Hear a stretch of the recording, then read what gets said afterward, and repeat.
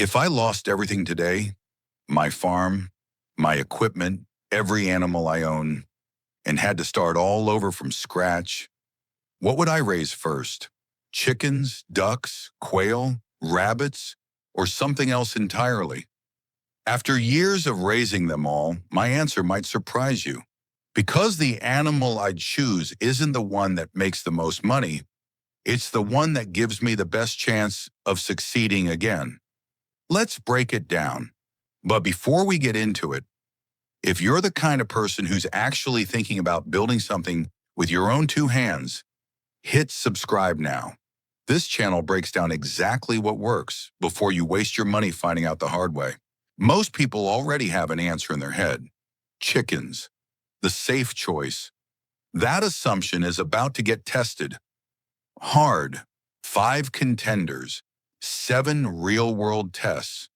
We'll judge them the same way your wallet would. Let's find out who actually deserves the crown and who's going to be eliminated before you even expect it. Picture this. You've got $200 in your pocket and an empty backyard. What can you actually afford to start with?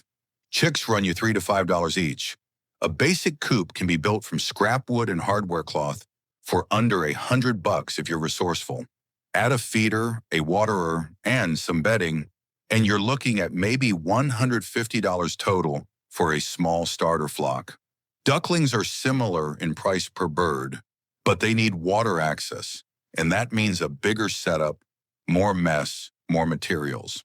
A proper duck pond or kiddie pool setup alone can eat into your budget fast. Quail are shockingly cheap.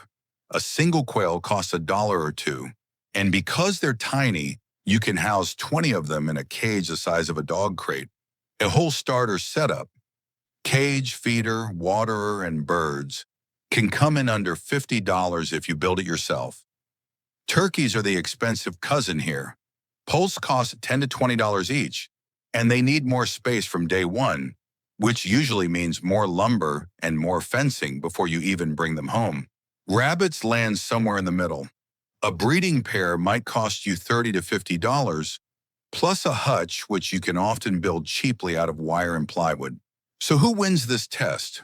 Quail by a landslide. Nothing gets you into animal ownership faster or cheaper. And that matters more than people realize because the lower your starting cost, the less pressure you're under if your first attempt doesn't go perfectly. Now here's the real question. How fast do you see something back for your effort? Quail start laying eggs at just 6 to 8 weeks old. 6 weeks, that's faster than almost anything else on a farm, and a healthy hen can lay almost 1 egg a day once she starts. Meat breed rabbits can be ready for processing in about 10 to 12 weeks, and they breed like, well, rabbits. One doe can produce dozens of offspring a year, which means your return compounds fast if you keep even a small breeding group. Chickens take 18 to 22 weeks, roughly 4 to 5 months, before they start laying consistently, and even then, egg size and frequency ramp up gradually over the following weeks. Ducks are close behind chickens, maybe 5 to 6 months for full production, though some breeds known for laying can start a little earlier. Turkeys are the slow burn. Depending on the breed, you're waiting 4 to 6 months minimum before they're meat ready, and broad-breasted birds finish faster than heritage breeds, which can take closer to 7 or 8 months to reach full size. Test 2 goes to quail again. If speed matters to you, there's no contest, especially if your goal is to start generating something, eggs, meat, even a little income, as quickly as humanly possible. Let's say you've never raised an animal in your life. You don't know what a healthy dropping looks like. You've never dealt with a sick bird. What should you choose? Chickens are famously forgiving. They eat almost anything, tolerate mistakes, and there's a mountain of information online if something goes wrong. Even a slightly wrong feed mix or a missed day of cleaning usually won't be fatal. Rabbits are quiet, low drama, and easy to observe since they're usually caged, which makes it simple to notice if one stops eating or seems off. Ducks are hardier than chickens in many ways. Fewer parasites, fewer diseases. but they're messier and need water management you might not expect. And a beginner can easily underestimate how quickly a duck area turns to mud. Quail are surprisingly fragile. They startle easily. They can injure themselves flying straight up into the top of their cage, and they're less forgiving of temperature swings, which means a beginner's first cold snap can wipe out a chunk of the flock. Turkeys are notoriously delicate as poults. They get sick easily, and losing a few in the first weeks is common even for experienced keepers, let alone someone doing it for the first time. Here's the part most beginners get wrong. They assume the popular choice is automatically the easy choice. It's not always true, but in this case, it actually holds up. Chickens win this test. For a total beginner, there's simply more room for error. And that margin for error is exactly what keeps people from quitting in the first month. Here's a scene for you. It's 6 in the morning, it's freezing outside, and you still have to go take care of your animals before work. What does that routine actually look like? Rabbits are almost set and forget. Feed, water, check for babies. Maybe 10 minutes a day and their droppings are dry enough that cleanup is minimal. Quail need daily feeding and egg collection, but because they're small, chores go fast even with a large flock.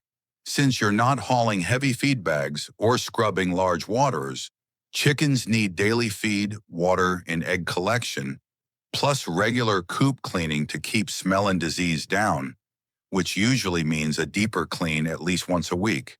Ducks need everything chickens need, plus constant water changes, because ducks turn clean water into a swamp within hours, and that alone can double your daily chore time.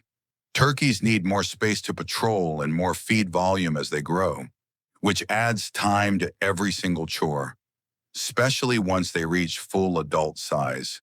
This test goes to rabbits: quiet, contained, minimal mess. The kind of daily routine that fits easily around a full-time job. If you're working with a small backyard or even a balcony situation, this test matters more than any other. Quail can legally and comfortably be raised in cities where chickens are banned because they're often classified as game birds. And because their footprint is so small, some people even raise a small covey on an apartment balcony. Rabbits need surprisingly little space too. A hutch and a small run can fit in a corner of a yard, and you can stack multiple hutches vertically if space is really tight. Chickens need a coop and a run, and most experts recommend at least 4 square feet per bird inside, 10 outside, which adds up fast once your flock grows beyond a handful of birds. Ducks need even more because of the water element, and they'll turn a small space into mud fast, which makes them a poor fit for tight urban lots. Turkeys need the most room of all. They're big birds that don't do well cramped, and overcrowding leads to aggression and disease, so anyone in a small space should probably rule them out entirely. Quail take this test easily. If space is your biggest limitation, they're almost unbeatable, and they're often the only real option if local rules restrict roosters or larger livestock altogether. Now let's talk money, not the cost to start, but what you can actually sell. And here's where most people's assumption falls apart completely. You'd think chickens dominate here too, right? Not so fast. Chicken eggs do have universal demand. Everyone knows what they are. Everyone will buy them, and farmers' markets are full of buyers, which makes them one of the easiest products to move without any marketing effort. Duck eggs are a niche but loyal market, often sold to bakers who love the richer yolk, and once you find those regular buyers, they tend to keep coming back. Rabbit meat has a growing niche market, especially with people looking for lean, sustainable protein, but it's a smaller buyer pool, and you'll likely need to build relationships with restaurants or specialty customers to move volume. Quail eggs are treated as a delicacy in a lot of markets, and quail meat sells at a premium in restaurants, but you need volume to make real money since each bird gives so little, which means scaling up matters more here than with any other animal on this list. Turkeys shine seasonally. Thanksgiving and holiday sales can bring serious income, but it's a once-a-year payday, not steady cash flow, so you'd need another source of income the rest of the year if turkeys were your only animal. This test is close, but chickens win on consistency and demand. Their eggs sell year-round without any convincing needed, so the obvious choice actually earns its spot here, just not for the reason most people think. It's not because chickens are more profitable per bird. It's because they're the easiest thing to sell without any extra effort on your part. So here we are, the final test, the one that actually answers the question I opened with. If I lost everything and had to rebuild from nothing, what would actually give me the best shot at succeeding? I'd want something cheap enough that failure wouldn't wipe me out twice. I'd want something fast enough that I could see results and stay motivated. And I'd want something forgiving enough that my mistakes as a beginner again wouldn't kill the whole project. If I wanted quick cash with very little space and almost no starting capital, I'd choose Quail. Nothing beats them for speed and cost when you're rebuilding from absolute zero. But if I was thinking long-term, building an actual homestead, feeding a family, creating something that lasts for years, not weeks, I'd choose chickens. They're the backbone, the animal that scales with you as you grow, season after season, without asking for much in return. Most people spend their time hunting for the best animal. That's actually the wrong question. The better question is, which animal is best for your situation? That's the one that gives you the highest chance of success. Not the highest chance of impressing someone else, not the trendiest option online, just the one that fits the space, the budget, and the goal you actually have right now. So now it's your turn. If you had to start over tomorrow with nothing but a small piece of land and enough money for one animal, which one would actually get you back on your feet? Would you play it safe, or would you bet on the animal everyone else overlooks?